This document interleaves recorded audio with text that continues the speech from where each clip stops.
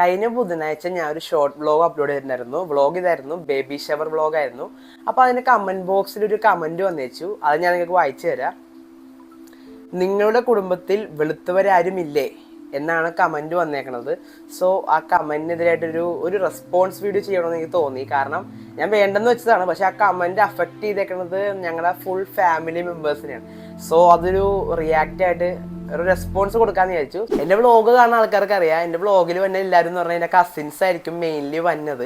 അപ്പോൾ ഈ കമൻറ്റ് അവരെയും കൂടി അഫക്റ്റ് ചെയ്തല്ലോ എന്ന് ആലോചിച്ചിട്ടാണ് ഞാൻ ഈ വീഡിയോ ചെയ്യാൻ കാരണം.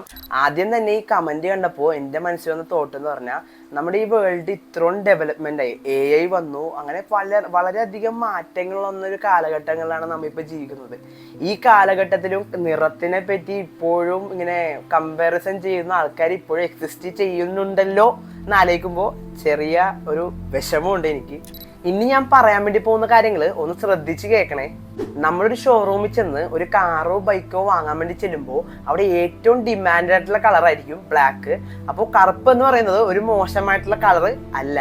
ദേവന്മാരിൽ ഏറ്റവും കറുത്തതായ ശ്രീകൃഷ്ണനെ പോലും സൗന്ദര്യത്തിന്റെ നിറകുടമായിട്ടാണ് വർണ്ണിക്കുന്നത്. അതായത് നമ്മളൊരു വ്യക്തിയെ കാണുന്നതിലല്ല കാര്യം, നമ്മളൊരു വ്യക്തിനെ എങ്ങനെയാണ് കാണുന്നത് അതിലാണ് കാര്യം. അപ്പൊ എനിക്ക് ഇത്ര പറയാനുള്ളത്. ഈ ഉദാഹരണം വെച്ച് പറഞ്ഞത് എല്ലാവർക്കും പെട്ടെന്ന് മനസ്സിലാകും, ആ കമന്റ് ഇട്ട ആൾക്ക് ഉൾപ്പെടെ മനസ്സിലാവുമെന്ന് വിചാരിക്കുന്നു. പിന്നെ ആ കമന്റ് ഇട്ട ആളോട് എനിക്ക് പ്രത്യേകിച്ച് വിരോധമൊന്നുമില്ല. അപ്പോൾ ഇന്നത്തെ വീഡിയോ ഇത്രേ ഉള്ളൂ. അപ്പോൾ സ്റ്റേ പോസിറ്റീവ്.